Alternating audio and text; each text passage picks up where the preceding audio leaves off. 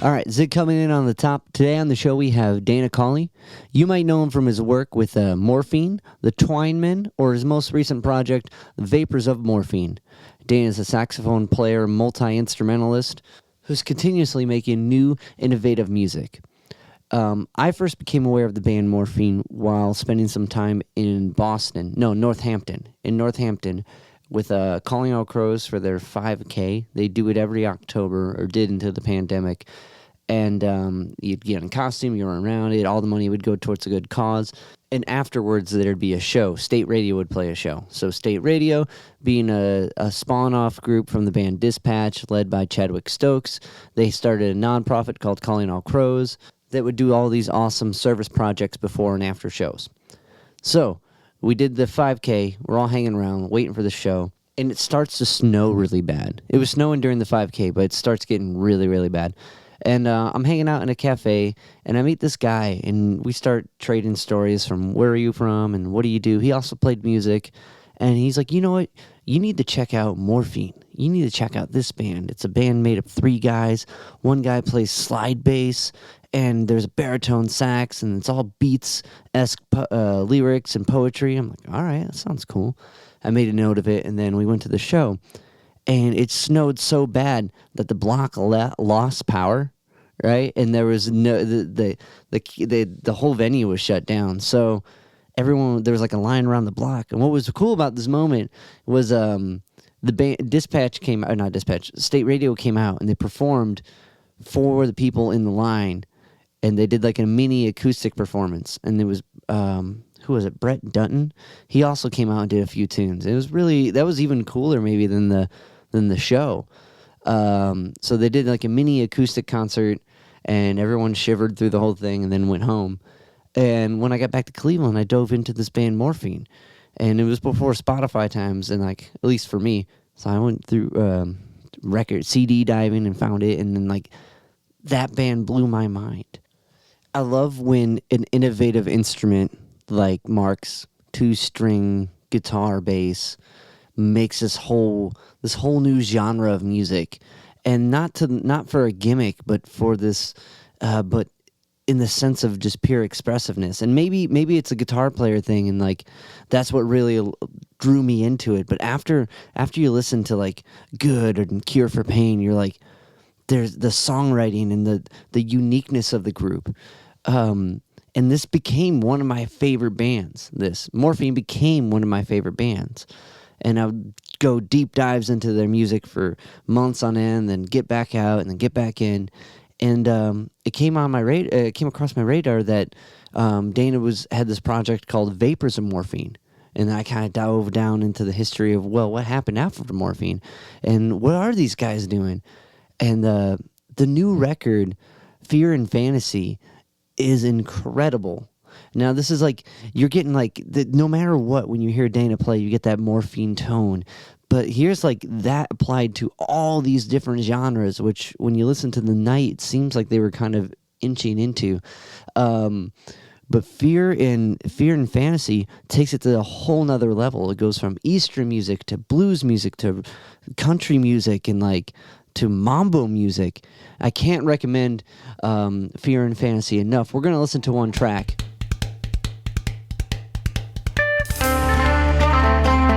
Baritone of Fear and Fantasy, Vapors of Morphine, available on all streaming platforms. I also recommend checking out the videos from Vapors of Morphine on their YouTube channel. There's a really rad live performance of Baba Drum under this bridge, and it's like echoing through the cavernous bridge. It's really rad. They have one show on the books as of now, so check out vaporsofmorphine.com for all the updates.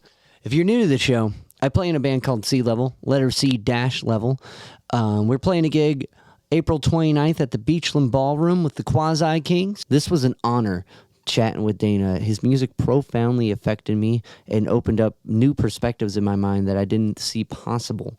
Knowing that instruments that on paper or in register should not work together, shouldn't be muddy and conflicting, can work together in harmony, and can make this space that is unlike any others, is profoundly inspiring. So this was a complete honor to have this chat. I'm very excited to share it with you. But before we get to that, if you can like, rate, review, subscribe to the podcast on all the podcast platforms, it helps me keep talking to cool artists and find an insight to share with you. Now, with that being said, here's my conversation with Dana. Me and Dana did this interview before Billy Conway's passing. Within this interview, me and Dana speak on Billy's presence and the kind of enlightenment he brought to the people around him. So I wanted to take a moment to send some thoughts and prayers to the Conway family. Baba Dom, Drum, yeah. Drum, okay. Drum, yeah. Yeah, that track rips. And it's what's so cool, and in noticing how you approach a song like that is like on the track, it's almost like you're the bass player in this case. Right. And which makes sense because of the physicality of the instrument. But to kind of like pick apart maybe like your approach to sax playing, is that kind of, did you see the sax more of as a guitar or a bass guitar, like when approaching projects like Vapors of Morphine or Morphine? Well, the thing about Vapors is that, which makes it a little bit different from Morphine, is that I'm using a lot of effects that would be considered guitar effects. I play my baritone. I've got a pickup on my mouthpiece that then goes into a series of effects that allows me to be able to get certain guitar sounds, and I play through an amplifier. So in cases like this, Jeremy and I often will switch the bass roll. So I'll use an octaver device where I can get a lower sound happening and a more of a bass tone, and I'll play the bass line and let Jeremy take off on the lead. And that song is a good example of that approach. Cool. Because also like noticing like with your approach to doing the double sax, like in playing two lines at one time, that's mind blowing. Are you hip to Roland Kurt? Like how'd you? Of course, yeah. Russ on Roland Kirk, yeah. Of course, he played three at once at times, and he actually sort of created a couple instruments, from what I understand, from a dream that he had. The Stritch and the Manzello, which were kind of hybrids of a tenor or alto, but having it elongated, more like a soprano. And Roland Kirk was also blind, and his real sensory relationship with sound was probably far more advanced than most people, maybe as a result of being blind, but that sort of being a focus for him. I think he heard sounds and was kind of attracted to the idea of pushing the envelope, obviously. And so he pioneered the idea of playing more than one sax at a time. And in his ability to do it was just jaw dropping, because he was able to play, intersecting lines and different, configurations. I think he even had certain keys soldered on his horn that allowed him to access more of the horn with one hand, whereas typically you need both hands to get any note lower than like a G on the horn. And so he was able to get the full range of the horn just with one hand, or a large part of it. So that gave him a lot more selection to use in terms of his note selection. My approach to that was basically just pick up a tenor and play it with one hand, and then the bari on the other hand, and just to see what would happen, and see what notes worked together, what notes were harmonizing, what notes weren't. And then Mark basically wrote a couple of songs around what the limitations of that was, basically, because it is very limiting. And it's not as hard as it looks either. It's like, if you could pick up, think about taking two, recorders and blowing through it, you're going to get two sounds, and it's basically a very similar approach. Huh. Because it seems like, well, just getting the right like embouchure with a sax, or being able to get your tone, like coming from like a string player, a guitar player, like that concept is so bizarre to me, right? That like there's so much more going on to the approach with the mouth, even before a note comes out, in which defines a lot of people's tones. So to be able to like Hmm. try to think of, okay, you can do that twice seems really complicated, but it's not. Well, it doesn't, it's not that, it depends on the reeds. You know, if both horns are complementing you with good reeds, then you're in good shape to start with. But I mean, it is the configuration, getting the tuning right so that they both are in tune. It can take some adjustment. It's essentially just a sort of a series of adjustments that kind of allow you to do that. But for the most part, it's a very simple idea and approach. That's cool. That's super cool. Like it makes sense how that would be limiting because you're splitting your attention. Like you can only do so much as one individual. But so is that something you tried in morphine for the first time, or were you dabbling before?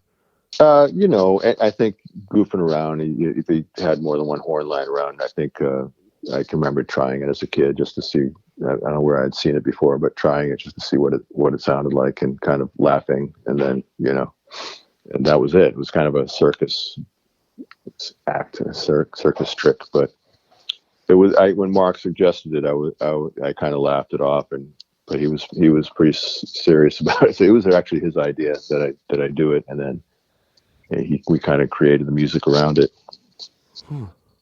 'Cause it's interesting, like the comparison with I didn't know Roland Kirk's background with that, like how it came to a dream, but like just with the whole Morpheus and the dream approach with morphine, and like the idea that like Mark's inventing his own instruments, and like so is Roland Kirk, and to kind of influence that together. That's really cool. Yeah, I hadn't thought of that myself. That's interesting. Yeah.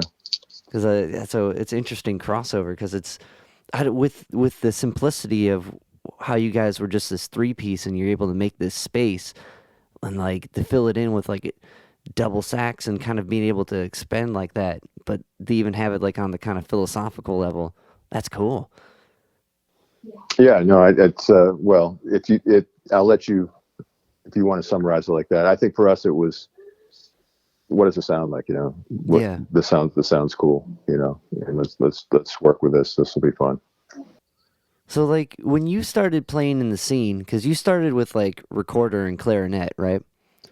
I did. I started in the third grade on recorder. We called them tonettes back in that day, and that's everybody got one in the third grade, and we all converged in a large chorus kind of setting and played hot cross buns en masse. And that was the beginning of my relationship with that kind of conical instrument.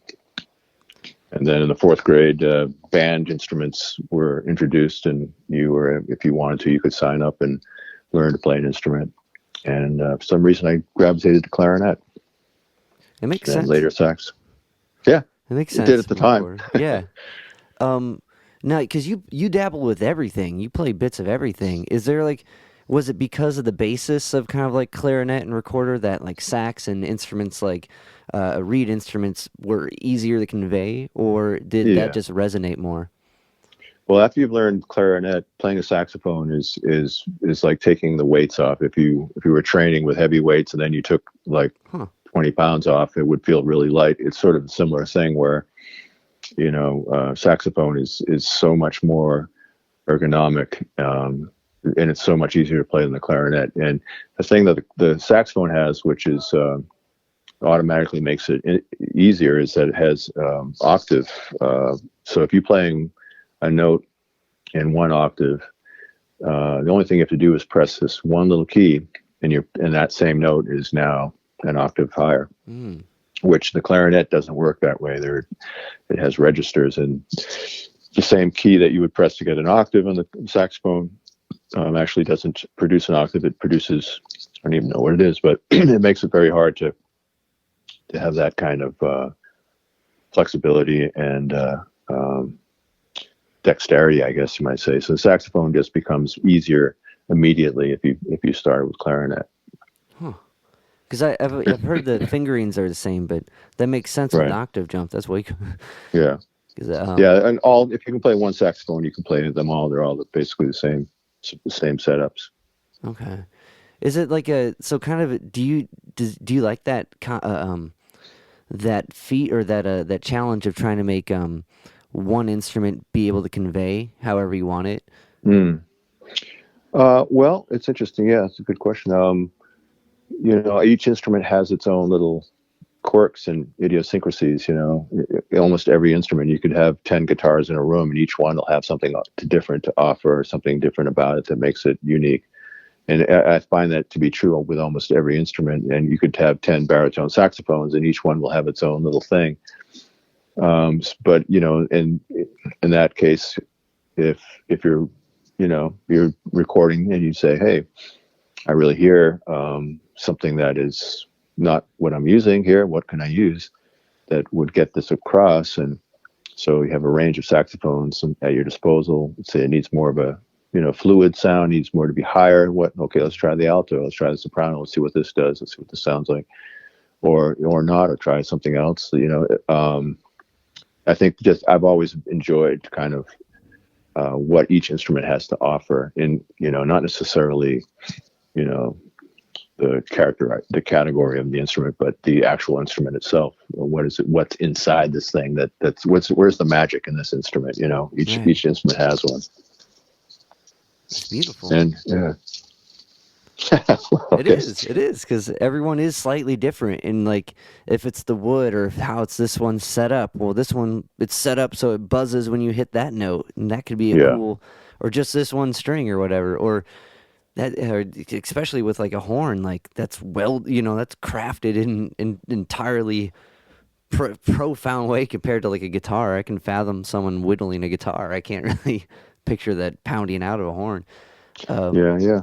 No, I mean, you think about the raw materials that go into making a horn, and my baritone was made in the 1930s, and the particular type of raw material they used that time was you can't come up with it. It doesn't exist anymore. Right. And I think that's part of the reason why vintage instruments are so sought after, because of the materials they had to work with at the time. Right. And like, well, and it's just kind of, it's got more experience in a way. There's more of a vibe to it, I guess. And like a lot of, I feel like a lot of older ones are built, especially maybe it's like my amp brain thinking like a lot of those amps are made to be repaired. So I'd imagine a lot of older instruments are made to hold up to some degree. That could be totally false too, yeah. but No, I think you're right. There's a certain craftsmanship and workmanship where people, I think of a certain era built things to last, where, you get later on and things are built to have obsolescence, and I think early craftsmanship of instruments and, especially guitars and saxophones, horns of that nature had a real pride in workmanship, I think. So, after experimenting and finding your like ability to express with an instrument, when did it become a way to convey yourself? Like when did music become your outlet? Because I know your dad was a cartoonist, right? And still is, yeah. And still is. And like so you went to art school and like that was going to be your medium, but when was the shift? Yeah, it occurred in art school, I think.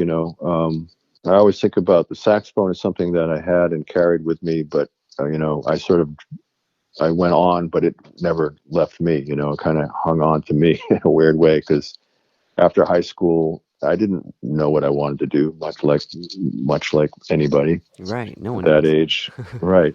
And I went to an art school because I really didn't know what else to do. My dad was an artist and is an artist, and I thought, well, maybe we can, start a design company when I come out of this.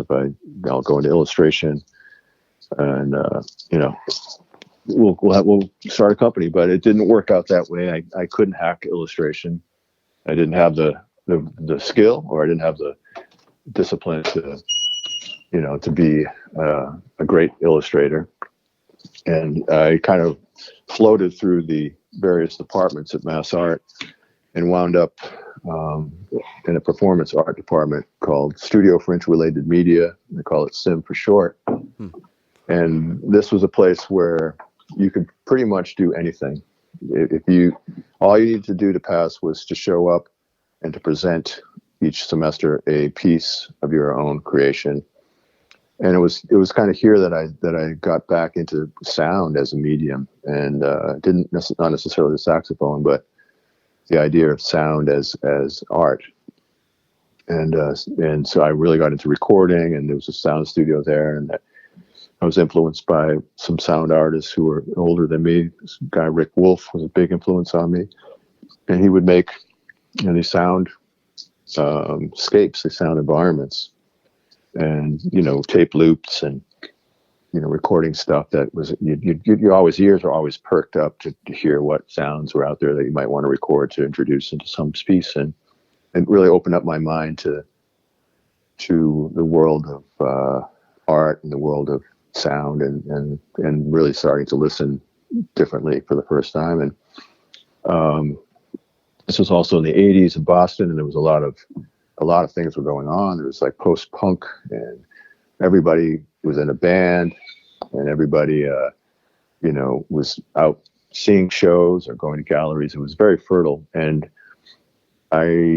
my saxophone was something I was able to kind of gave me an opportunity to kind of take part in some of these things, and I would take it to jam sessions and at school, and slowly started getting back into playing the instrument. And when I realized I hadn't really studied it as well as I probably should have, and kind of immersed myself into trying to practice and try to get better on the horn and focus on the horn as much as I could. And that was kind of the beginning of what I've been trying to do ever since. It's interesting because the first track off the new record is got that kind of soundscape, that like intro to the dream type deal. Oh yeah. And yeah. It's that's really interesting that you had this appreciation for the kind of sonic scape like that, and like soundscape, and because of that's kind of like eventually you study all this madness stuff to zone out, to appreciate one note in a way. So it was almost like you started at the end in a sense, that's really fascinating. So when you dove back into attempting to hone your chops on the sax, like what did that look like? Was that like learning songs? Was that like learning phrases, or like ways to fit in with groups, or just like, hey, let's jam? All of those things, I think, about all of the above. Learning to jam, learning to do what would make whatever the song was work. Try to work from that perspective, letting the song breathe, if you're working with a singer, songwriter, allowing space for the vocals to come through, and just trying to learn ways in which to accompany what was happening at the time, and developing your ear, developing your ability to hear what the notes are, or even anticipate certain forms, so that you could kind of understand where it was going while it was happening. But that took a development on the horn to be able to increase my vocabulary, and to be able to get to a place where I knew where the notes were on the horn. I could hear it in my head, and I knew where it was, and I could find it was sort of an instantaneous sort of summoning of the sound. And that took, and it still takes time, for me. I picked up my saxophone at this sax shop in Boston. It was called Ray Burns, and the guy who did all of the repairs there and sold the horns is this guy Jeremy Lyons, who sold me my first horn. And I would go in there and just kind of hang out and listen to the guys like Kenny Garrett, who would practice and come in there, and Stan Getz would come in when he was in town, and Emilio had all these pictures of these great saxophone players, all over all over his wall, all over the world, from all eras of jazz. And it was quite a mecca. And I happened to be able to just go and walk in, and I was a kid. They'd let me hang out, and they kind of so they laughed at me a little bit, I think, because I sucked pretty bad.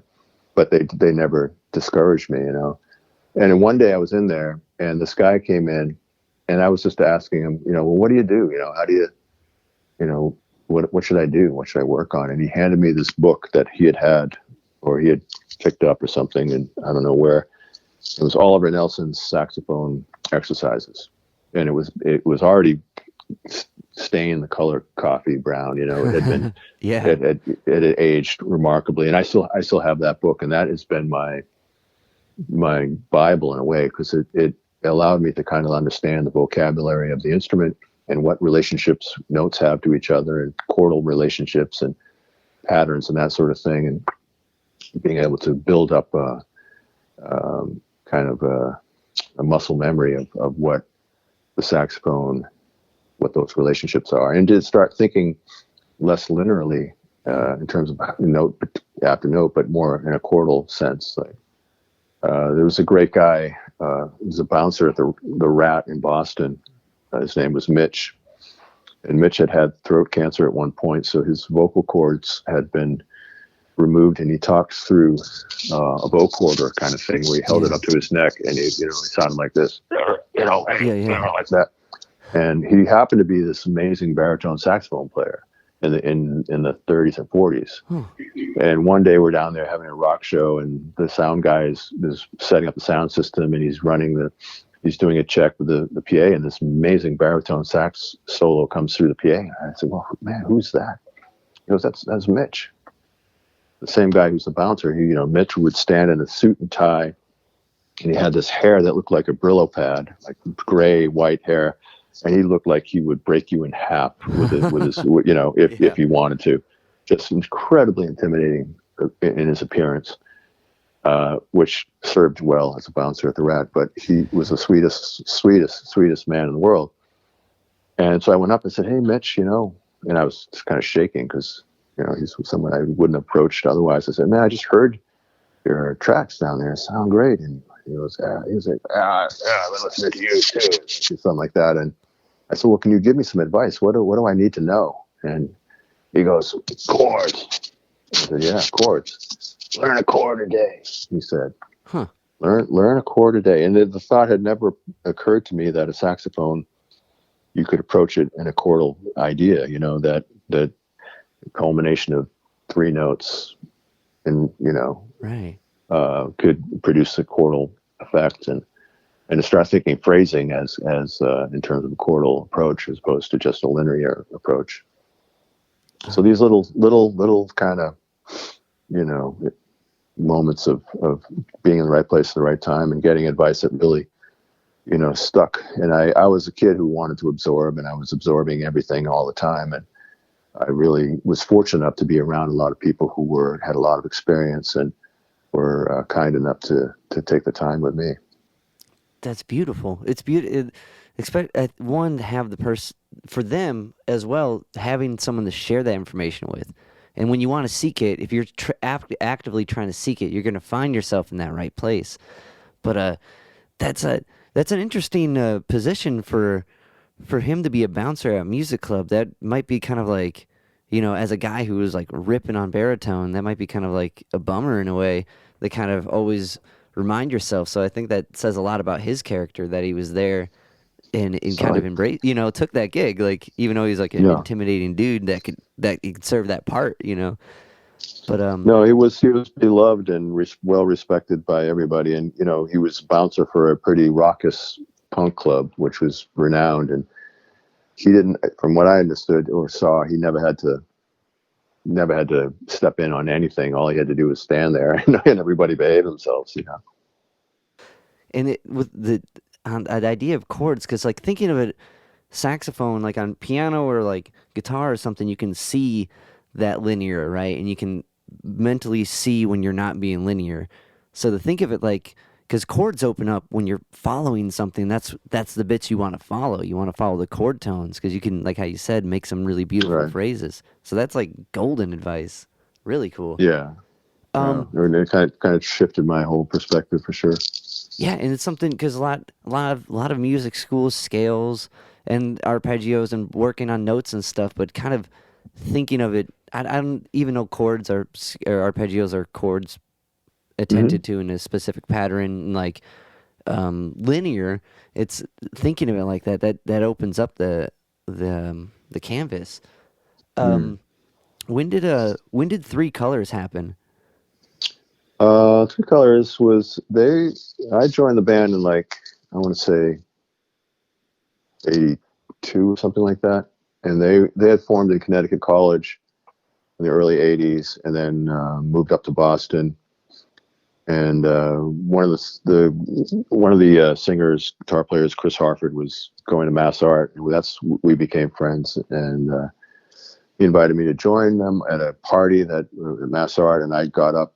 It was like one of the first times I'd ever played with a band, and just did this sort of James Chance kind of complete, throttle the chicken kind of thing, and on a song, and then just stepped down, and it was like the biggest thrill of my life. And I called them up the next day. I said, "So you guys, when are you going to practice again?" And they're like, "Well, we're not really practicing right now. We don't have any shows. Check back in a couple of weeks or something. Maybe we'll have something." So I called back, and, "You guys are practicing again?" No, we're not practicing.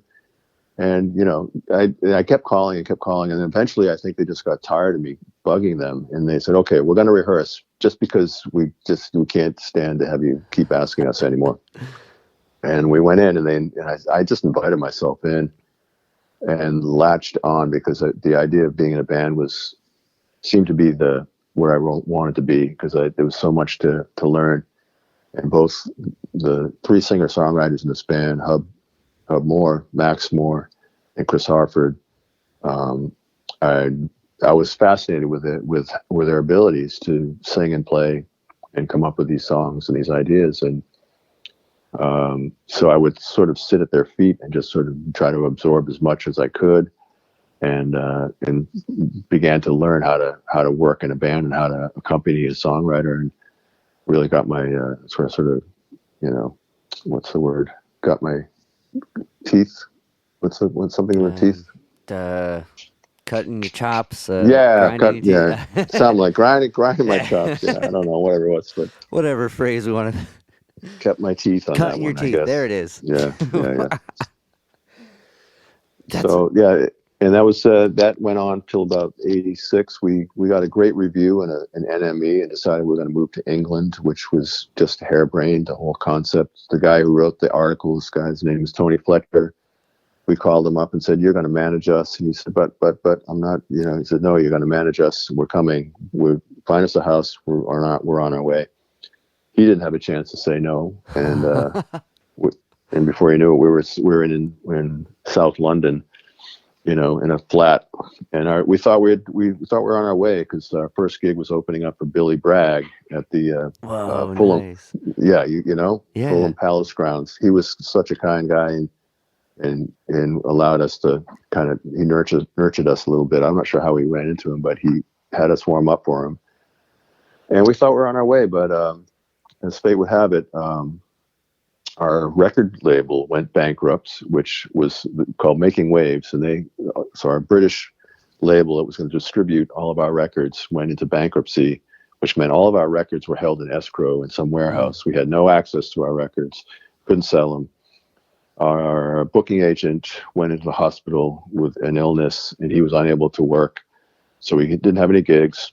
So we're sitting rotting in this house in West Norwood, England, waiting for the phone to ring, running out of money, and eating cheese sandwiches and condiment pasta. It was one of those experiences where we had a few gigs here in London, and we somehow managed to get 2 gigs in Germany, where we drove a car and a van onto the ferry and drove over and played 2 disastrous shows in Germany and came back. And by that time there was tension in the band, and Chris had moved up into the attic and took a mattress and slapped it across a couple of rafters and called it his room. And it was just, the writing was on the wall that everybody kind of wanted to go their separate ways. And so that was the end of that, pretty much. Damn, that escalated quickly. Yeah, 6 months. I think 6 months of waiting for something to happen, and sort of other tensions that I think each person wanted to kind of have more of their own thing going, and so that sort of dissolved. And we came back from England, and that's when I had met Mark previous, when he was with his band Peter Wright. But when I got back to Boston, we started hanging out, and he was working on his 2-string, and that's when we met. And I brought my baritone over, and we played a little bit in his room. And it was like one of these eureka moments. We were like, okay, this is here. We got a sound here. And soon after that, we had Jerome, we got hold of Jerome Deupree. We went into Jerome's rehearsal space and started rehearsing for what would become the first record, Good. And it all kind of just happened pretty quickly. It's amazing how quickly you can roll, like how all that rolls. When did the touring with Treater Wright, like helping them out on tour, was that Oh yeah, before?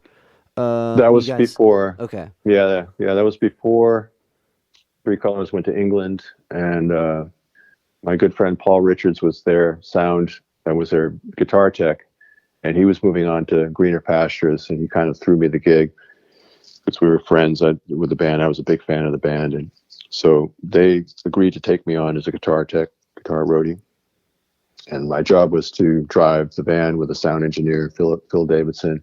We got the gear to the gig, set it up, tune the guitars, and if there was something happening on stage, our job was to get up there and fix it. But in many cases, my abilities were far less than were required, or in other words, I sucked at being a guitar tech, and they eventually had me come up and join them on stage because I was a better sax player than a guitar tech. That's awesome. That'd be hard to. Guitar tech's a tough gig. It Why is. is it buzzing? I don't know. I gotta. And when Yeah. you going around the country and all the like atmospheric stuff, changing the tension yeah. on the wood, you gotta know There was math. yeah. Oh my God! I would hand David Champagne his guitar, thinking I tuned it, and he'd play it, and then it would be completely out of tune. He'd look at me, and like shake his head, like, "What the fuck?" I said, "Well, I don't know. I thought I tuned it. Sorry, And then Mark would go, "Something's wrong with my amp. My amp's not working." And I'd go up there and I'd look like looking around and see if I could find anything, and and he'd be like, "It's not working." And I was like, "Yeah, well, I don't know. What am I supposed to do?" It's like I don't know how to fix that shit. It's your amp. You figure it out. Just kick it, right? Yeah, kick it. I got to hit it with a hammer. Man, that's so much moving though, to be on tour with those guys, then to go across the pond and have that whole experience. And then like you know what I mean? Like that's a lot of like not being in the same place. So like having a chance to kind of work on like Morphine as a group and like get that started, was that kind of a sense of home musically and like geographically? Huh. That's that's a very thoughtful question. I hadn't really given that much thought. I mean, you're in your 20s, your mid 20s. There's nothing better than getting on the road and going somewhere. It doesn't matter where, Yeah. So if there was some place to go, we wanted to go there. The idea of home was wherever you lay your head down at night for the most part. Boston always was home, and that's why I think we always came back, because familiarity of the venues and of our friends, and you could always just feel like you had some kind of grounding here. But at that time, I think we were so hungry to make something happen. Home is a place to be nurtured and to nurture things, but with the idea and the ambition to get the hell out of town as quickly and as long as possible. Yeah, well, that makes sense. Like prepare and hit, because that, do in a band, that's doing the thing. That's how you're doing it right. If you're exactly. So one thing I found interesting. So like as a horn player, like I've had a couple conversations with a few of my friends, and they'll approach it in like a very kind of, and it makes sense, a vocal way, like how they think about it, and like even like their breathing exercises and like, or not exercises, but just approaches, like breathing in from the diaphragm and like being really conscious of how something fits like vocally. So like with a group with like Three Colors and kind of like seeing these guys write songs and express themselves and being able to sing and play, and then moving to a group like Morphine, was there like a different, like when you brought your part to it, was there more of a thing that resonated deeper with Mark, and how like where his vocal register was and like that kind of like space, like a sonic phrasing, I should say. Well, I don't know. I mean, it's interesting. I think so much of it is just the process of development, and an opportunity. So for me to be a sax player in a band where I could play pretty much from the beginning of the song to the end of the song and work with whatever I could come up with, there was a lot of room, right? So, it wasn't like play the solo and I'll play the tambourine for the rest of the song. I was part of the integral basis of the creation of that bed, of that foundation, which would typically be bass, drums, and guitar. Here we have bass, drums, and saxophone. So for me, it was like, wow, I finally got a chance to really play, and not just have to kind of dance around what other people are doing. I can really put myself into this and let her rip and just come up with whatever I can come up with. And, it's not to say that Mark had his, suggestions in terms of what he wanted or didn't want. But for the most part, I had a lot of freedom where, and no other band or configuration was a saxophone even remotely that prominent, So I had the best of best, I guess. Yeah, that's like the space. Like, so when jumping into like writing with Morphine, like, I think through the doc I kind of picked up it like Mark kind of would record like his bit with it and kind of just have that space for you. So, right? Is that how that worked, or was it more of a It jamming? depends. Okay. No, it depended. Like we would get together and just play, and Mark would roll tape, and we just kept the tapes rolling, and we'd all go home, and then Mark would comb through the tapes, and maybe he came up with 3 minutes somewhere in the middle, which had a cool idea, and maybe he'd take that and do some overdubs with it, and then next time we would come in, he'd say, "Oh, I worked up the 3 minutes that was good in that 5-hour jam." Damn. And here it is, and now why don't you try overdub on this or something? And that's often how it happened. But the kind of the process initially was very fluid and very open to coming. Where the process was playing together, and we didn't really have a lot of discussion. We just started playing, and Mark would take out his lyrics and kind of throw his lyrics on whatever the instrumentation was happening and see what stuck, basically. To be able to comb through your jams, that takes a different type of dedication and self acceptance, I'd imagine. And a lot of weed. And okay, there you go. Because, man, like I don't know, to listen to the outtakes of some things, or no, I mean there's the you got to cringe, understand this is this is all new, and we're all this is our first basic experience with this kind of thing, and the whole process was something we would just eat up, recording. So you just couldn't wait to hear the tape at the end of it, what sounded good. And you learned through what didn't work as much as you did through what did. So you're listening back, you think, okay, that part I want to do differently. And it really gives you that perspective of being here, your ideas formating, but also, hearing where that idea maybe touched upon what was really the best idea and maybe moved past it because you couldn't harness it at the time, but in sort of with a perspective, you can step back and say, okay, oh, there it is. That's the spot. I want to work on that. That's the gem in this rough here. And it would allow you to kind of build off of what would fall into, in an improvisation.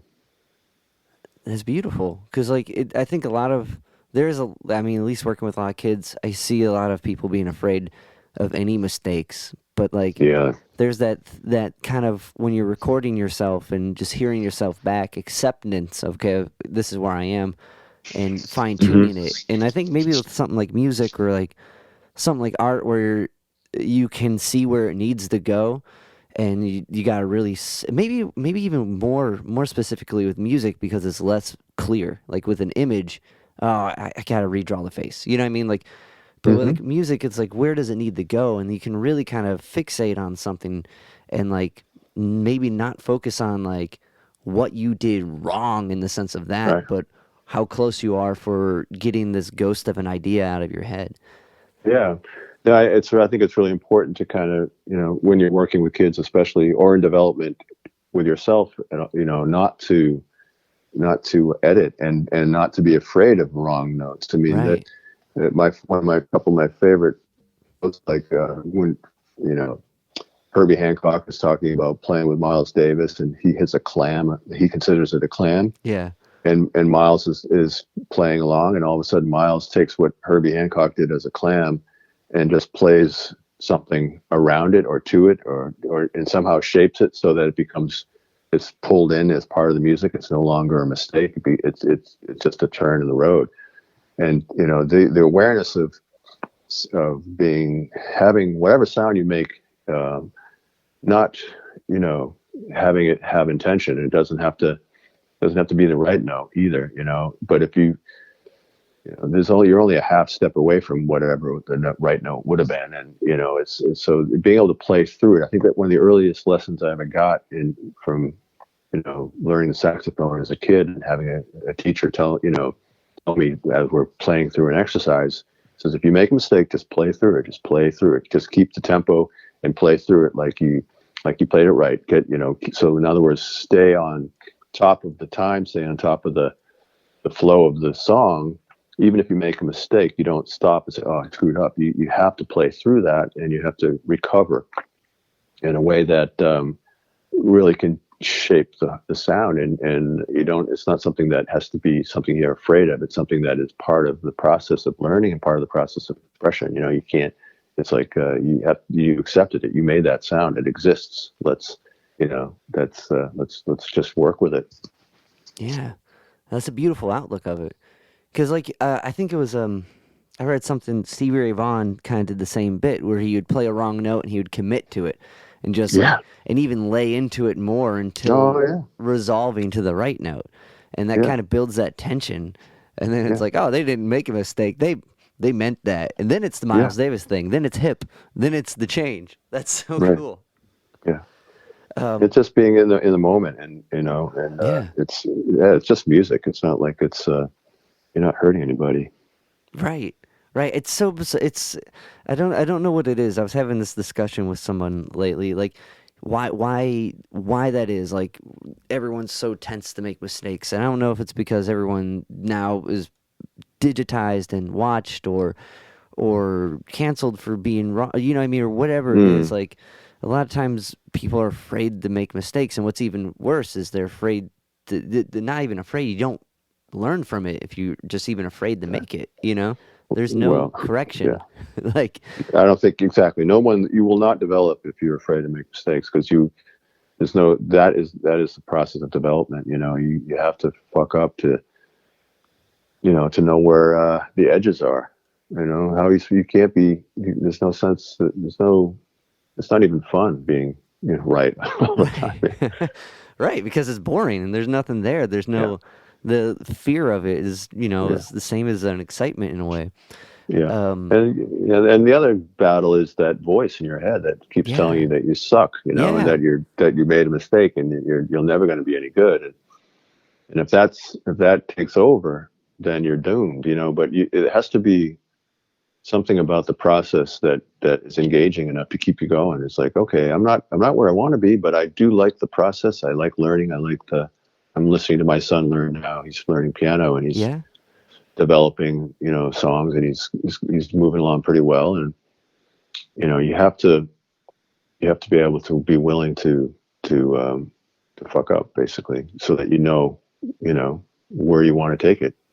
Right. It's not maybe more of a, not of a mistake, but what you can take from a mistake. Absolutely. So failure is the greatest. It's the greatest. Teacher, I think. Definitely. That's so cool that he's shedding on piano. How old is your son? He's 15. 15? Okay, cool. That's the time where you're trying to find stuff out, man. That's exciting. Yeah, it was fun. The other night we jammed with a friend of mine. We just jammed on some reggae songs, and he was just doing the bubble on the piano, and it was a very proud moment for me. That's awesome. Was it covers or just jams? Just a little jam that we're doing. Nice. So throughout this kind of process, was it when Good was kind of put together that you guys kind of found this is the vibe of Morphine at the moment, or was it post that? Was it kind of more for a cure for pain? This is really where we're at. Well, I don't know if I think it was, well, in some ways, it was the minute we played together. I can remember Okay. being in Mark's apartment, and just that first time he came over, I brought my horn, and he played his one string at the time, and I played my baritone, and he was singing, and there was sort of the triad of his bass, my baritone, and his voice that just formed like, wow, this has some potential. I think I always remember it as being sort of a pinnacle moment, because there was a sound in that room that was comprised of the sum of its parts in a way that was larger than any one of us had could create. And I think that we both understood the potential. Mark, I think, had a better idea of what that potential was capable of, and he to me, it was like, oh, this sounds fun. We should do this again. And Mark was like, no, this is going to be a band, and we're going to make a record, and we're going to go on road, and we're going to. I Damn. think Mark was already the wheels were already turning in his head. It's interesting because there's this a serotonin when people sing together. I can talk. Mm-hmm. Serotonin's released, and like it's this chemical that releases joy, or not serotonin, oxytocin. Dopamine. Oxytocin. Dope. But dopamine too. But oxytocin is particular when someone's in love with somebody or when someone sings together. It's a special type of connection, and like that eureka moment when a band kind of just like fits together and knows that it's bigger than them. It's Mm-hmm. that it's like it's so much of that, and that's so cool. Like that it's at that moment. It's not like a completion of a thing or like a turning of a page, but it's the instant like the downbeat stops, and whoa, Mm-hmm. that's so cool.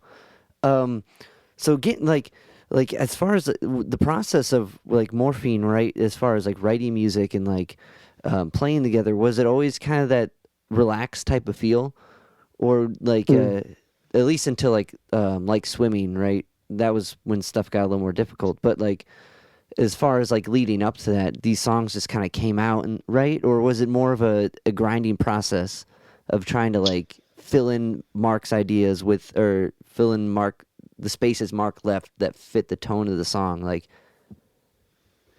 Well, I don't know. It's hard to say. I think there's always elements of consternation with any collaboration. I think people have to make compromises, and just in terms of your own personal stuff, and being in a band in that collaborative environment, it's certainly not going to be just a walk in the park every time. But I always felt that what mattered most to us was the music, and that no matter what that's what mattered. So whatever we happened to be playing, that was what mattered, and that's to do the best we could each time we were either rehearsing or recording, just to try to breathe life into an idea and see how far it could go and see what you could bring to it. It was always, each time we played, it seemed like that that lay before us as a roadmap. It's like you can,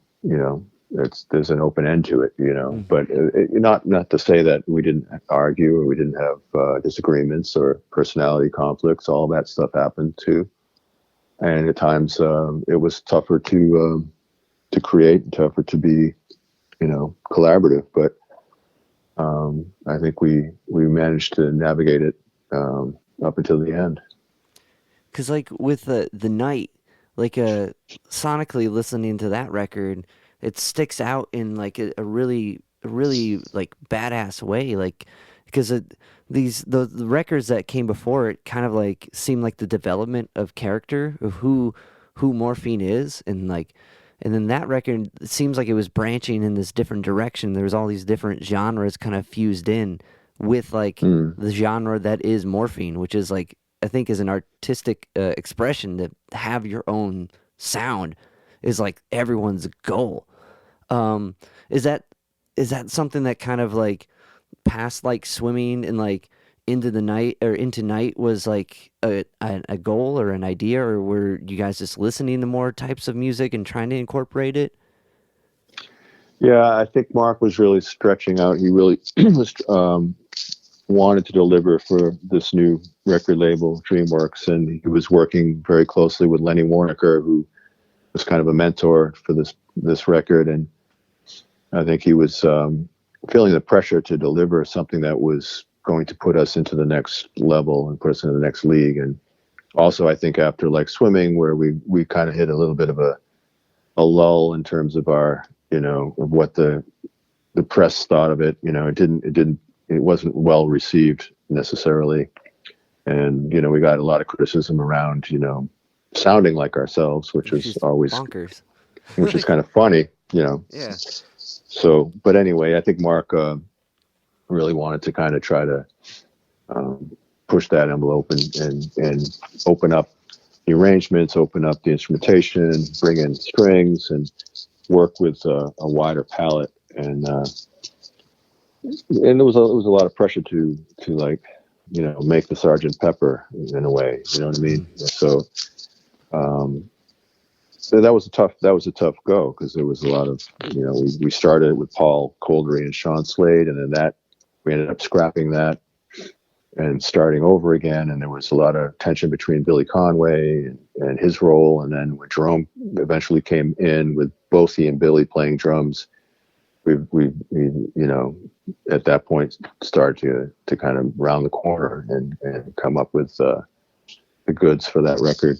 And when we finished mixing, it was a very long, arduous process, but I can remember Mark being very pleased with what the result was. For the first time, I'd seen him really happy in a while. And it was maybe a month later, we were on the road going to Europe. And then he died. Was it the double drumming part of that process of that record is super interesting.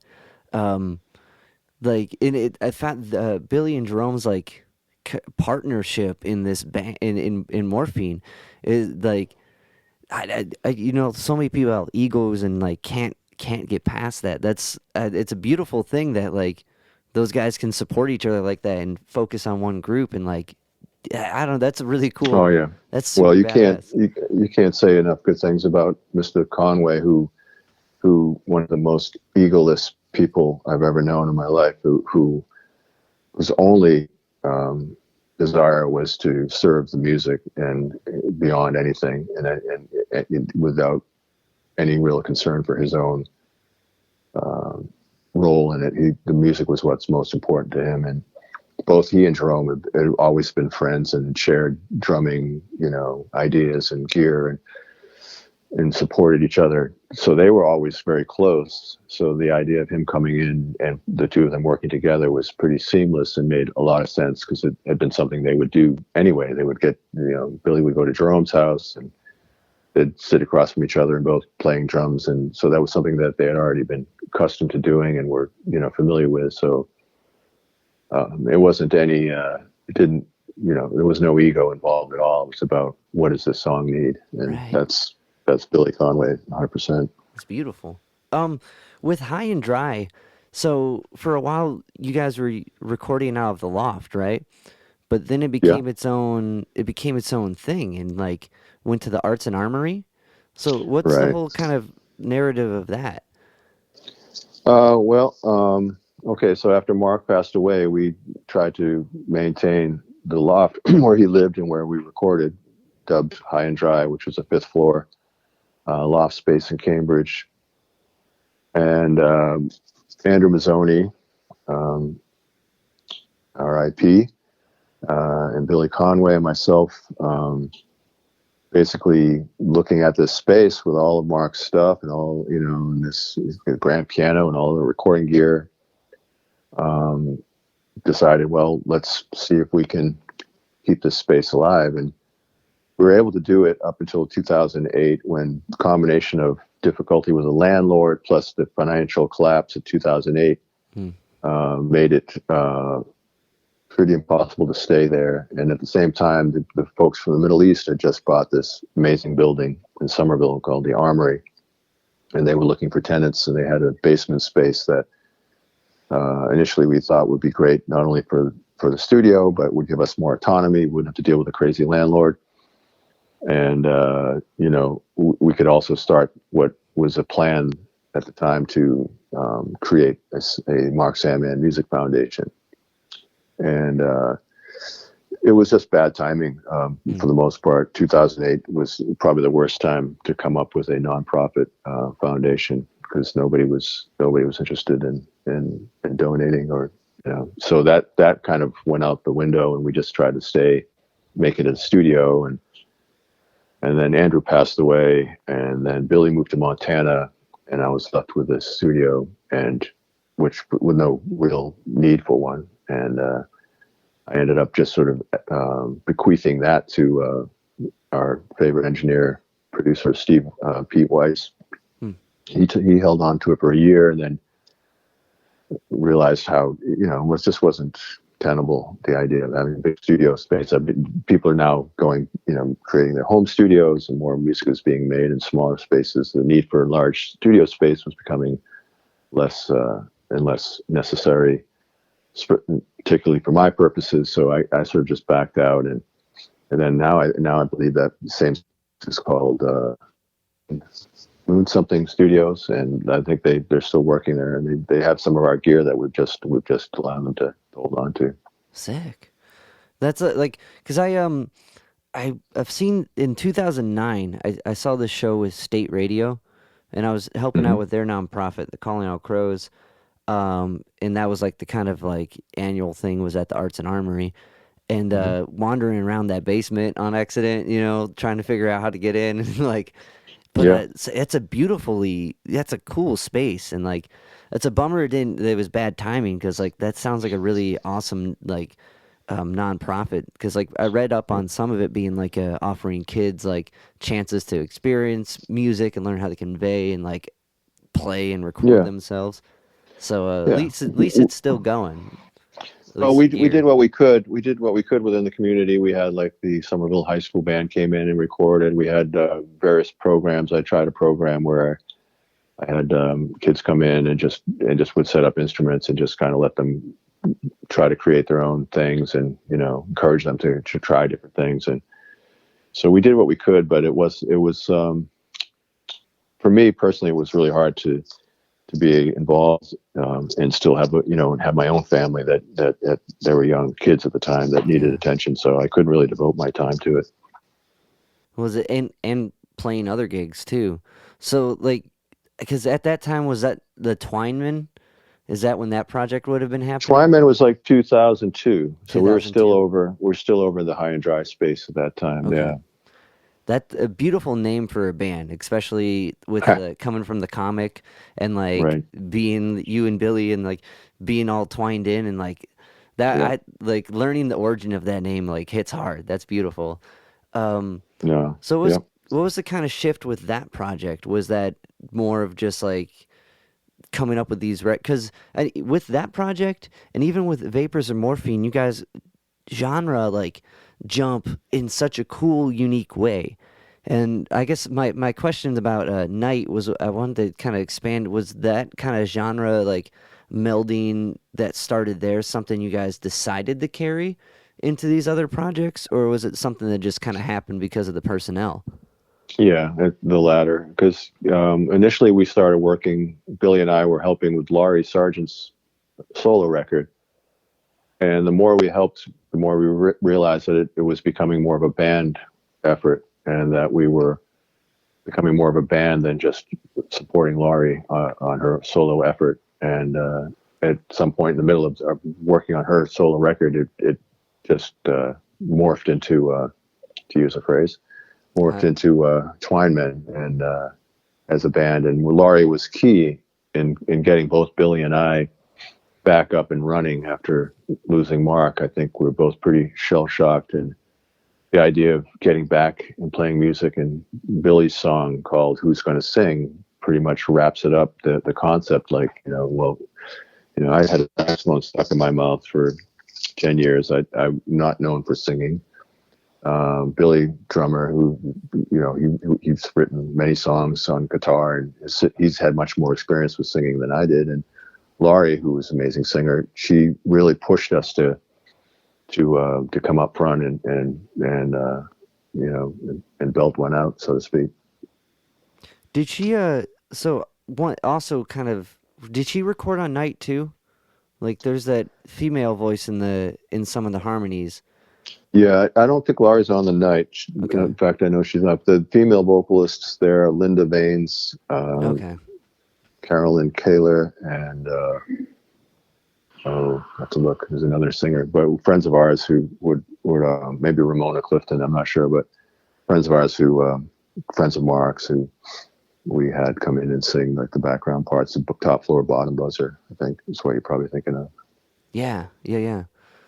It's kind of the shift gears in a weird way. Like one thing that's always stuck out to me about your playing is like your tone. Like even if it's like within different groups, like that sounds like Morphine. Let me look who's on it.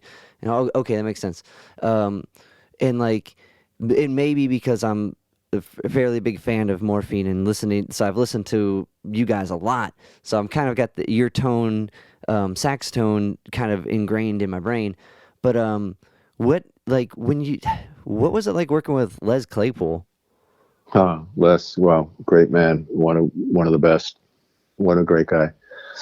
Again, can't say enough good things about him. Just exceptional, loving, decent human being. And we got a chance to meet him during the Horde tour, Horizons of Rock Developing Everywhere, which was the Blues Brothers festival tour.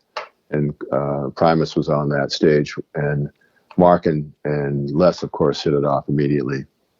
And so they're talking bass and all that. So they were like just like brothers from another planet or something. Initially, they just hit it off, and so Les has always been incredibly gracious in terms of his the influence that Mark had and that friendship, and he's always gone out of his way to mention Mark in his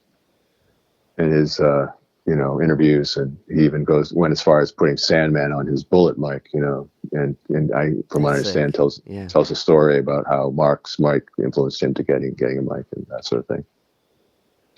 So I mean, and then after Mark died, we had Les came up and recorded Honey White, because they were doing Honey White. Primus was doing Honey White, so we got him to come up, and we're in the process of making a tribute record that never really saw the light of day, but Les's contribution, I think, was we captured on film when we were recording at the Armory, in fact. And he was great. He was just so gracious. He had a day off in between shows. He was in Boston, and I went and picked him up, and he came out, he hung out, and just the Colonel. That's awesome. We kind of like, so in Three Colors, when you're opening for Billy Bragg, did you meet Joe Strummer then? Or that was later. Okay, so what was that like? Because Joe's one of those guys too. Yeah, Joe was amazing. Another salt of the earth kind of guy who just of the people. From my interaction, which was limited, but we had Morphine played Glastonbury. I'm sure 90 something, 93 something, and he was just hanging out at Glastonbury. We did like an 11 o'clock a.m. show, which in itself was pretty scary. But the sun was very hot, and we went out after our set and just was walking around the fields. And me and Mark had his Morphine hat on and sunglasses. This guy comes up dressed in an Arab chic sort of headdress and with the Rastafarian flag, and comes up, says, "Hey, you're that guy in Morphine." And Mark goes, "Yeah." He goes, "Well, I'm Joe Strummer. Come on."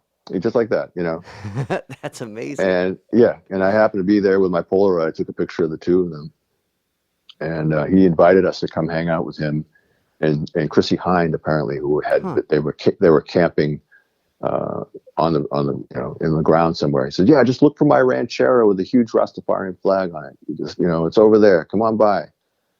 And unfortunately, we did not get a chance to take him up on that offer. But after Mark died, we were making a documentary that didn't see the light of day. But the scene that we got with him, his interview, we were able to get and use for Mark Schumann's documentary called Journey of Dreams. And he was playing with the Muscaderos. Yeah. I'm not saying that right, but he was playing in Boston, and we were able to get backstage, and he was very generous and, giving us the interview and telling that story of running into him in Glastonbury. And I mean, he's just a gracious man, just very, very gracious guy, and was very kind to give us the time of day and speak so kindly of Mark. That's beautiful. Joe Strummer's like, just like it's one of those inspirational guys. Then like to get his blessing on the thing, that's so cool. Oh man, so cool. It's just like you could just use expression. I could have died then, but it was one of those things where. And then I think later after the gig, we all went out to J.J. Foley's on Kingston Street and just sort of watched Joe, hold court at the bar, surrounded by a horde of Southie boys, and he just took it all in and grabbed everybody around the shoulders, and was just like a man of the people. That's amazing. Yeah, I can't imagine Joe walking in any bar without that happening. Yeah, no, without a doubt. And a great gentleman, and just he just knew where he stood. It seemed like he was who he was. Yeah. There was no facade. There was no I can't think of the word, but yeah, Joe Strummer. So like with recording Fear and Fantasy, was this so are you using high and dry-esque stuff, like, or do you have your own space that you guys use for recording this new record? Well, we used two studios, Pete Weiss's studio, Verdant, which is up in Vermont. And we went up and did basics there, and then came back with a hard drive. And I have my home studio at my house, where I did a lot of overdubs there. And, so Jeremy would come over with his guitar, the banjo, would do some overdubs, and we wouldn't think about it for a while. And it went on like that for years, and until we got to a point where we were ready to finish it up. And at the same time, Jerome left the band, and we acquired Tom Arey to take Jerome's place. And with Tom's arrival, we sort of had a new kind of energy, and decided that we needed to go back in and finish this record. So we went in to Dave Wessner's studio and finished that side with a bunch of new songs that we had worked up with Tom. And once again took those basics back to my place and do our overdubs there. Because like that's crazy that it's that distanced in between time, because it flows together. Like it does this really cool genre hop, but it kind of gets that dream thing you kind of jump in with. Like it doesn't sound like it was like recorded years apart. Yeah, no, well, I guess we didn't develop that much in the interim. I didn't mean it like that. I meant like it sounds like it was a through line, thought out like narrative. Yeah. Because even I guess we fooled you. Ha. And it's cool the Treat Her Right cover you guys threw on it. Doreen, yeah. It's a fun one. And the vocals were recorded in a live set that we had done, and we asked the participants to help us. So we did it a few times and recorded them. So and then flew that into the session. Oh, that's rad. That had to be hard. It's hard enough to get a group vocal in a booth. Right. No, it worked out perfectly, actually. And everyone was fair game and was into it. Beautiful. So Dana, thank you so much for taking all this time to chat with me. I've been a fan of your music for years, so I was very excited to get a response back. So thank you. This has been awesome. Oh, yeah. Well, my pleasure. Thank you for taking an interest, and don't be a stranger.